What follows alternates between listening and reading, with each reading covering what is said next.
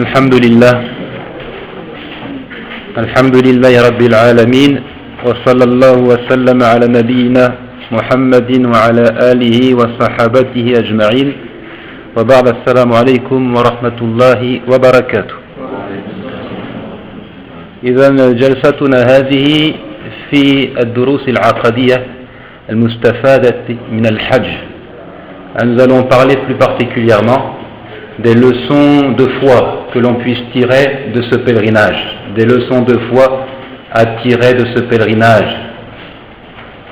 Le Hajj ibada, le Hajj c'est avant tout une adoration, et comme toute adoration elle est vouée exclusivement à Allah et on est censé en tirer profit sur le plan de la foi. On est censé en tirer profit sur le plan de la foi.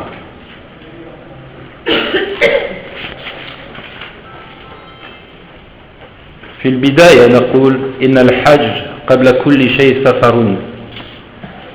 Avant toute chose, le pèlerinage, c'est le fait d'entreprendre un voyage. Donc ce voyage-là, il est déjà une grande leçon en soi. Le voyage doit nous rappeler que la vie d'ici-bas, dans sa totalité, depuis la naissance jusqu'à la mort, n'est qu'un voyage. La vie, depuis la naissance jusqu'à la mort, n'est qu'un voyage. Et quoi de plus significatif que d'aller jusque la Mecque embrasser la pierre noire, alors qu'il est confirmé et authentifié de Ibn Abbas radiyallahu anhu qu'il dit à propos de la pierre noire annahu nazala min al-jannah, que la pierre noire est descendue et tombée du paradis. Et la pierre noire était d'un blanc éclatant. La pierre noire était d'un blanc éclatant. Et les péchés des fils d'Adam l'ont noirci. Quoi de plus significatif donc que de se rendre jusque cette portion du paradis, à l'unique portion du paradis qui se trouve sur cette terre. Et nous savons que le paradis constitue la demeure dernière pour les monothéistes. Ça va donc, c'est en quelque sorte un voyage vers notre demeure première et notre véritable demeure, Inch'Allah. Il disait, alayhi salatu wassalam, kun fi dunya ka'annaka gharib aw 'abira sabil. Il recommandait à ses compagnons, sois dans ce bas monde comme un étranger, ou comme quelqu'un qui passe son chemin. Donc cette existence, ce n'est qu'un voyage. Nous sommes en chemin, nous sommes en route vers notre destination finale, nas'alullah ta'ala an yakuna al-jannah. Le voyageur n'a pas la capacité d'emporter de nombreux bagages. Ça, c'est une de ses caractéristiques. Cela, s'il veut pouvoir se déplacer aisément et librement. De la même façon, rien ne sert d'accumuler les richesses de ce bas monde. Les richesses de ce bas monde ne sont qu'un fardeau au sujet duquel l'homme sera interrogé. Comme le dit Subhanahu, puis assurément vous serez interrogé ce jour-là sur les délices, vous serez interrogé ce jour-là sur les richesses que vous possédez.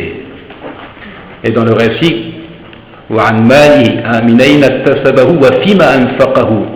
et qui sera interrogé, le fils d'Adam sera interrogé à propos de 3 choses, au nombre desquelles il a dit, et à propos de ses richesses, comment les a-t-il gagnées et comment les a-t-il dépensés.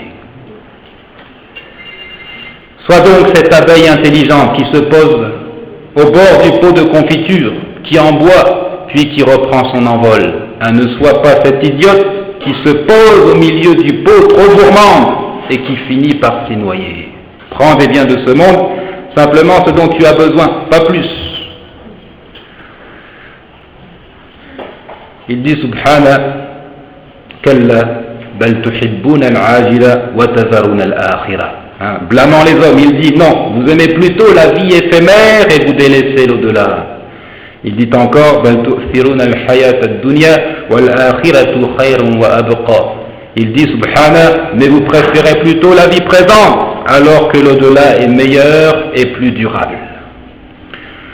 De même, le pèlerin doit se rappeler au moment de son entrée dans le territoire sacré, au moment de son dépouillement de son vêtement, il doit se rappeler le port de son linceul, al-kafan, le port de son linceul. Et comment est-ce qu'il rencontrera son Seigneur dans une tenue différente de celle des gens du bas monde?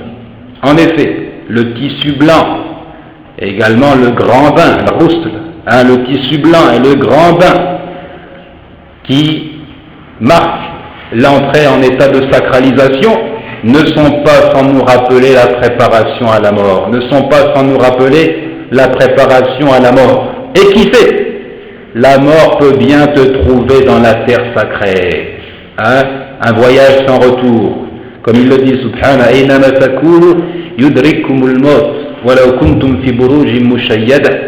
Comme il le dit, subhana, où que vous soyez, la mort vous atteindra. Où que vous soyez, la mort vous atteindra, fussiez-vous dans des tours imprenables. Et il dit, subhana, قل إن الموت الذي تفرون منه فإنه ملاقيكم ثم تردون إلى عالم الغيب والشهادة فينبئكم بما كنتم تعملون. Il dit également, dit, la mort que vous fuyez va certes vous rencontrer. Ensuite, vous serez ramené à celui qui connaît parfaitement le monde invisible et le visible et qui vous informera alors de ce que vous faisiez. Et n'est-ce pas que chaque année, des dizaines, voire des centaines de pèlerins sont enterrés dans ces lieux? Des dizaines, voire des centaines sont enterrés en ces lieux, des pèlerins qui ne reviendront jamais pour raconter cette expérience à leurs proches parents, pour embrasser leurs enfants. Ne soyez donc pas insouciants, ne soyez donc pas insouciants. Et quiconque a déjà visité les lieux saints, il sait qu'après chaque prière, as-salatu ala al-amwati yarhamukumullah. Après chaque prière, vous entendrez la prière sur les morts, qu'Allah vous soit clément. Il dit subhanahu wa ma tadri nafsun madha taksibu ghadan wa ma tadri nafsun bi ayyi ardin tamut. Il dit clairement, aucune âme ne sait ce qu'elle acquérera demain, aucune âme ne sait en quelle terre elle mourra.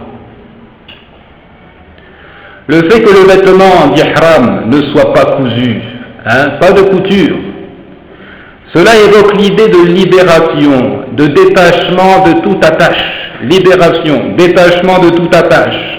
Et le fait qu'il soit blanc indique l'idée de pureté et de félicité.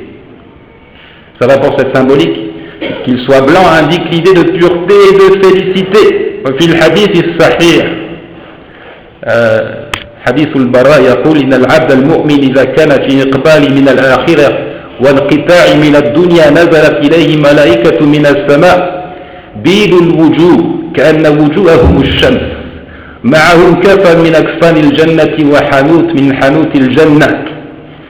Il dit, alayhi salatu wassalam, lorsque le serviteur croyant s'en va vers l'au-delà et se sépare du bas monde, c'est-à-dire à l'instant de sa mort, des anges venus du ciel descendent vers lui, au visage éclatant, radieux, au visage éclatant, radieux, comme si leur face était le soleil. Ils ont avec eux un linceul, des linceuls du paradis et un parfum, des parfums du paradis. Il dit حتى يجلس منه مد البصر ثم يجيء ملك الموت فيجلس عند رأسه فيقول أيتها النفس الطيبة ارجعي إلى مغفرة من الله ورضوان. قال فتخرج وتسيل كما تسيل القطرة من في السقاء فيأخذها فإذا أخذها لم يدعوها في يده طرفة عين حتى يأخذوها فيجعلوها في ذلك الكفن وذلك الحنوط ويخرج منها كأطيب نفحة مسك وجدت على وجه الأرض فيسعدون بها. Il ajoute en disant, ensuite ces anges s'assoient à portée de vue et l'ange de la mort vient s'asseoir au niveau de sa tête et il dit, ô bonne âme, sors vers un pardon de la part d'Allah et sa satisfaction. Sors vers un pardon d'Allah et vers son agrément. Alors elle sort, il dit elle glisse aisément, elle glisse comme glisse la goutte d'eau du récipient. En toute facilité, elle sort. Et alors il la saisit. Et s'il la saisit, les anges ne la laissent pas entre ses mains même pour le temps d'un clin d'œil et il la place dans ce linceul et il la parfume de ce parfum du paradis. Elle dégage l'effluve du meilleur musc que l'on puisse trouver sur cette terre. Et alors, il monte avec elle. Il monte avec elle. Donc ce libas ou l'ihram, ces vêtements de sacralisation ne sont pas, n'est-ce pas, sans nous rappeler le vêtement du mort. Voyant la foule immense des pèlerins réunis sur le mont Arafat, qu'ils se souviennent l'instant où il sera ressuscité, qu'ils se souviennent l'instant où les hommes seront ressuscités, rassemblés pour être jugés, et qui te dira, il se peut que cet instant soit bien proche. Il se peut que cet instant soit bien proche. فَهَلْ يَنْظُرُونَ إِلَّا السَّاعَةَ أَنْ تَأْتِيَهُمْ بَغْتَةً فَقَدْ جَاءَ أَشْرَاطُهَا. Comme il le dit, subhanah, qu'est-ce qu'ils attendent? Sinon que l'heure leur vienne à l'improviste. Or, ces signes avant-coureurs sont certes déjà venus. Or, les signes avant-coureurs, précurseurs, sont déjà venus. Il dit également, subhanah, ata amrullah fala tasta'jilu, subhanahu wa ta'ala amma yushrikun. L'ordre d'Allah arrive, ne le hâtez donc pas. L'ordre d'Allah arrive, ne le hâtez donc pas. Gloire à lui, il est au-dessus de ce qui lui associe. وبالمناسبة روى المطلب بن عبد الله عن عبد الله بن عمر أنه كان واقفا بعرفات فنظر إلى الشمس حين تدلت مثل الترس للغروب فبكى واشتد بكاؤه فقال له رجل عنده يا أبا عبد الرحمن قد وقفت معي مرارا ولم تصنع هذا فقال تذكرت رسول الله صلى الله عليه وسلم وهو واقف بمكان هذا فقال أيها الناس إنه لم يبق من دنياكم فيما مضى منها إلا كما يبقى من يومكم هذا فيما مضى منه. الحديث رواه أحمد وقال أحمد شاكر إسناده صحيح. Par la même occasion, Al-Muttalib ibn Abdillah rapporte que Abdullah ibn Umar était un jour debout sur le mont Arafat. Il était debout sur le mont Arafat. Il observa le soleil au moment de son déclin, tel un disque prêt à disparaître, à se coucher. Et il pleura à gros sanglots, et un homme de lui dire, « Ô Abu Abdirrahman, tu t'es déjà stationné ici à maintes reprises en ma compagnie, et jamais tu n'as agi de la sorte. À maintes reprises, ce n'est pas la première fois que nous accomplissons ensemble le pèlerinage. À maintes reprises, et tu ne t'es jamais comporté de la sorte. » Il dit, « Je me suis rappelé le messager d'Allah, sallallahu alayhi wa sallam, debout à mon emplacement, debout à ma place. » Il disait, « Oh les gens, il ne reste de votre bas monde par rapport à ce qui est passé que comme ce qu'il reste de cette journée proportionnellement à ce qui en est déjà écoulé. »